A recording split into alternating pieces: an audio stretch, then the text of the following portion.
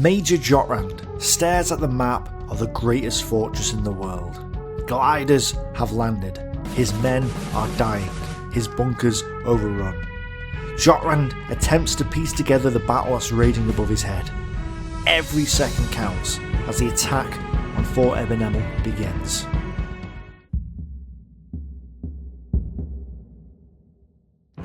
Belgian soldiers watch as several unmarked planes appear above Fort Eben Emael in the pre-dawn light. One Belgian officer thinks they're British reconnaissance planes. They're not. Guns open fire. The wing of the first glider smashes a machine gun position before sliding to a halt, and Troop 5 climb out onto Belgian soil. The first 8 gliders of Sturmgruppe Granit land within seconds of each other. Wenzel's Troop 4 suffers an awkward landing and slides to a halt 80 metres from gun position mid-nord. Wenzel is second in command of the assault force, and unbeknownst to him, his commander doesn't make it to the fort in the initial landing, meaning it's now down to him to lead the Germans to victory. Almost 1,000 Belgians face him and his small force of Fallschirmjager. It's almost impossible odds. But he is helped by the Belgians. One of Major Jotrand's officers raises the wrong alert, telling the Belgian soldiers that Wenzel's force are attacking from the countryside and not from within. As the defenders scramble to the outskirts of the fort, another glider hits the ground 20 metres from Coupole Nord. Otto Unger's Troop 8 emerge and advance towards Coupole Nord, taking fire from the MICA anti-aircraft hut. At the same time, Wenzel's troop are hit by intense machine gun fire coming from gun position mid-nord. Mid-nord's vision slits dominate the landing ground, threatening to wipe out Wenzel's Fallschirmjager force. Wenzel grabs some explosives and rushes the position, followed by 2 men carrying a 50kg shaped charge. As Wenzel approaches, the Belgian machine gun fire becomes sporadic and then goes silent. He arrives to see the shutters are now closed. The Belgians are artillerymen and aren't willing to fight the Fallschirmjager up close. Wenzel and the 2 Fallschirmjager with a 50kg charge climb on top of mid-nord. To disrupt the Belgians inside, Wenzel pushes a 1kg charge into the open periscope in the Eben II dome. The detonation wounds a Belgian soldier inside. The Belgians drop the shutters and respond with machine gun fire, but it's ineffective. So Wenzel orders his men to detonate the 50kg charge on top of the Eben II dome. The blast kills 2 and wounds several occupants, and dents and jams the dome. After further explosives, the defenders seal off their position and retreat into the bowels of the fort. A telephone rings. Wenzel is scared. Placing the phone to his ear, he hears someone speaking in a language he can't understand. Knowing English, he says, "Here are the Germans." "Mon Dieu," is the reply. Despite the fear, Wenzel has overcome the first major obstacle on Fort Eben Emael, barely minutes after landing. The MICA anti-aircraft building has 4 machine guns, but 2 jammed before firing a single shot. 1 was knocked out by Troop 5's glider, and the last one's just run out of ammunition after only 50 rounds fired. The Belgian ammunition containers are still sealed and take time to open. Troop 5's commander Erwin Horg gives them no time. He leads his men over to the MICA building and quickly overwhelms the Belgians inside with grenades and submachine gun fire. 4 Belgians surrender to Erwin Horg, and thanks to this effort, Troop 8 can now focus on their primary objective, Coupole Nord. Coupole Nord is a retractable armoured emplacement with twin 75mm guns capable of rotating 360 degrees and firing both high explosive as well as canister rounds. Coupole Nord's commander orders the gunners to load canister rounds, hoping to devastate Wenzel's troop on top of the fort. Troop 8 reach it just before the guns are loaded and plant a 50kg charge on top of the armoured shell. It fails to damage Coupole Nord, but shockwaves shake the crew inside. Seconds later, Troop 8 place a 12.5kg charge on the door to the blockhouse and smash it in. A Belgian brigadier is killed, and 4 of his men are wounded. Then another 50kg charge detonates, sending shockwaves through the cupola, damaging the electricity supply and the rotation mechanism. The surviving Belgians seal the position and retreat into the maze of underground passageways below. With Coupole Nord out of action, Troop 8 and 5 unite and take on the remaining Belgians in the MICA hut. 2 Germans are cut down in the advance, the first German casualties of the battle. One of the dead is Troop 8 commander Otto Unger. Unwilling to take such casualties again, the Germans decide to walk behind the Belgian prisoners and advance towards Block 4. It's an illegal move, but it proves effective. They're able to detonate a 50kg charge which destroys the observation dome, rendering Block 4 useless. Troop 9 land at Misud, close to the barbed wire. Rushing towards their objective, they have to cut through the wire that's in their way. A flamethrower prepares to take out Misud, but when they reach the bunker, the shutters of the position are closed. Once again, the Belgian artillerymen are unwilling to fight the Fallschirmjager. Troop 9 tried to place a 12.5kg charge on top of the abrasier, but it won't fit right. So instead they fit a 50kg charge against the machine gun point, destroying it completely. Peering into the hole left by the explosives, it's then that the Fallschirmjager realise that the Belgian defenders have fled, and the position is secured by the Germans. Troop 7 lands heavily, injuring 2 paras. Darting out of the glider, Fritz Heinemann realises he's wasting his time, as the northern cupolas are fake. He orders his men to destroy them anyway, to indicate they aren't operational. He's soon joined by Troop 6, who struggle to get out the tangle of barbed wire that their glider crashes into. Unable to move across the earth ramparts running between Misud and Minord, the 2 troop dig in to defend their position in the north. Troop 3 circles the fort 3 times, before finally sliding gracefully to a halt just 25 metres from Maastricht 1. Swarming the position, Arndt and his men find it impossible to place a 50kg charge on the curved concrete. Instead, they detonate a 12.5kg charge under the left-hand 75mm gun. The blast smashes a hole in the concrete and smoke chokes the Belgians inside.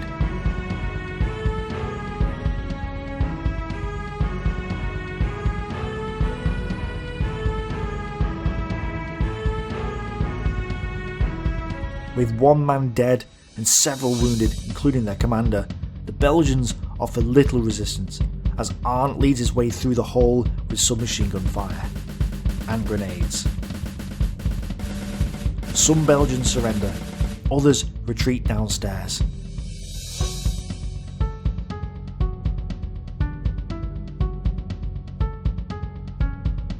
Despite destroying the electric supply and plunging the bunker into darkness, Arndt isn't dissuaded.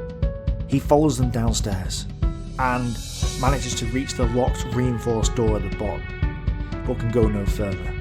Instead, he instructs his troop to defend the newly conquered position.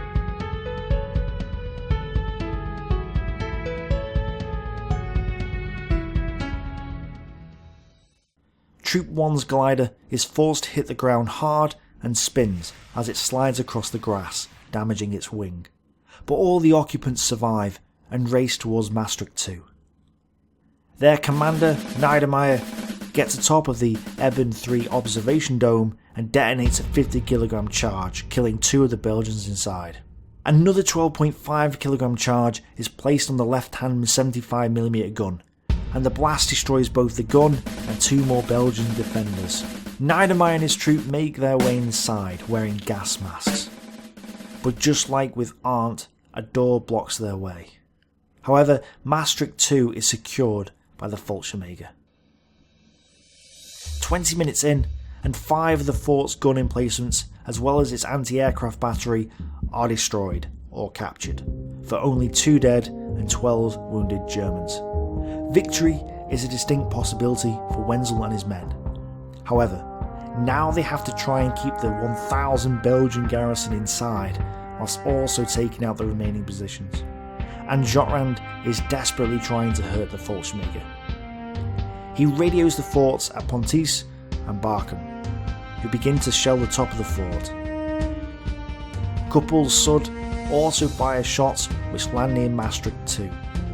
But all this fire is ineffective, as most of the Fallschirmjager are in cover or inside the bunkers of the fort. At this point, another glider sails into view. Troop 10 arrives in the middle of the fort, providing Sturmgruppe Granit's reserve, and more importantly, its radio. It's now that Wenzel discovers their commander, Rudolf Witzig, hasn't made it to the fort. Wenzel doesn't hesitate. German mission tactics doctrine allows Wenzel to operate without orders from superiors, so he simply assumes command. Setting up his HQ inside Minord, he radios Major Koch at 04:42 hours. Target reached, he says. Everything in order. At 04:50 hours, Stuka dive bombers spot several swastikas over positions on the fort. They decide to pound the outer defences rather than risk hurting their own men. But despite the efforts of the Fallschirmjager, Coupole Sud, Vise 1, Vise 2 and Couple 120 are still in Belgian hands. It's now down to Wenzel to deal with the remaining defences and keep the fort subdued. Wenzel's powers engage Vise 1. A 12.5 kg hollow charge destroys the gun position and the Belgians retreat below. At 04:35 hours, Troop 5 assaults Couple Sud and detonates a 50 kg charge on the position. Believing they've done their job, Troop 5 leaves, and the Belgians attempt to repair the damage. As the Germans regroup, bombers fly low over the fortress and drop 2 badly needed ammunition containers. Wenzel sends Belgian prisoners out into the hail of Belgian artillery fire to retrieve them. Troop 2 never make it to the fortress. During the flight, a confused pilot forces them to release their glider too soon and they land in Germany. Their objective was Coupole 120, the most powerful gun emplacement on Fort Eben Emael. And because there'd been no fire from Coupole 120, the Germans hadn't realised Coupole 120 was still active. From inside Coupole 120, Commander Marshal Kremers sees a group of Germans and opens fire with his rifle, wounding one Fallschirmjager and a Belgian prisoner. Placing 1 kg charges down the 120mm barrels, the Fallschirmjager pop open the breeches of the guns and cause the Belgians to retreat into the fortress. The only active gun emplacement now is Vise 2, but it's ineffectively firing rounds to the south. At 06:30 hours, Troop 3 sets a 50 kg charge ready to blow Block 2 to pieces. Suddenly, a counterattack appears from Block 1. One Belgian officer leads a dozen riflemen out of Block 1, and as Block 2 explodes, the men turn tail and flee back inside Block 1. Jotran orders a second counterattack, but that also amounts to nothing, much to his frustration. Kremers hasn't given up. Inside Couple 120, his men are trying to repair the gun emplacement. Couple 120 turns once more, and sat atop is Oberjäger Gretscher of Troop 5, drunk.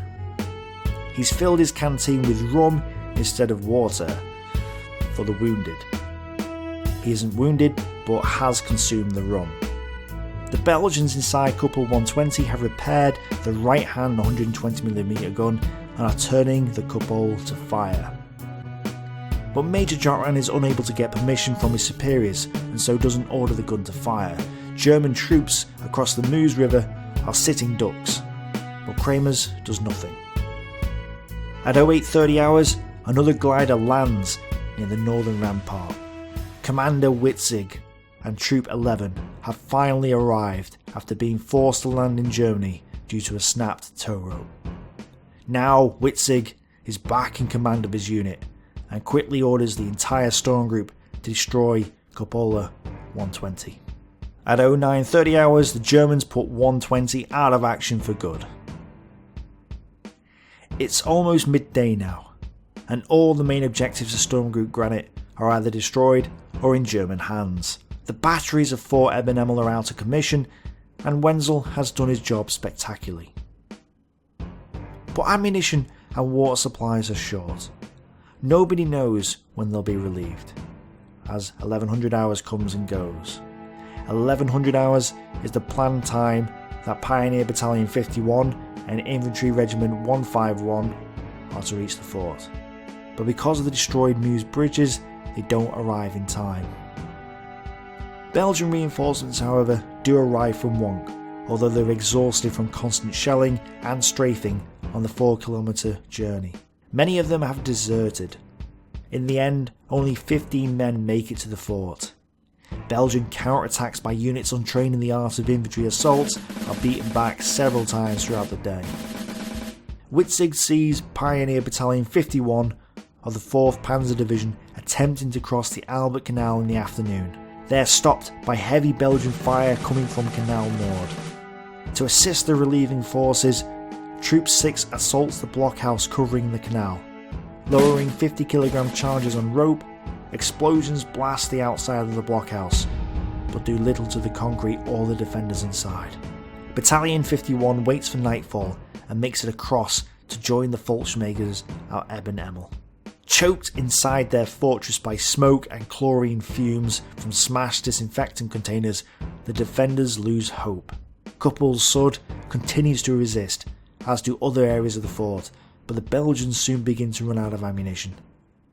Gathering a council of the most senior officers, Jotran reads the fort's official policy on surrender and asks them which policy they favour. Despite their efforts, all of the officers realise the fight is over and choose to surrender. After detonating every gun and destroying every electrical component, a bugle sounds the surrender of Fort Eben Emael at 12:15 hours, May 11th, 1941. Sturmgruppe Granit has suffered 6 dead and 18 wounded out of 90 men who made it to the fort. The Belgians lose 23 dead and 59 wounded out of 989. The rest surrender. The Germans have won. The door to Belgium is smashed open, and the first glider-borne assault in history is over.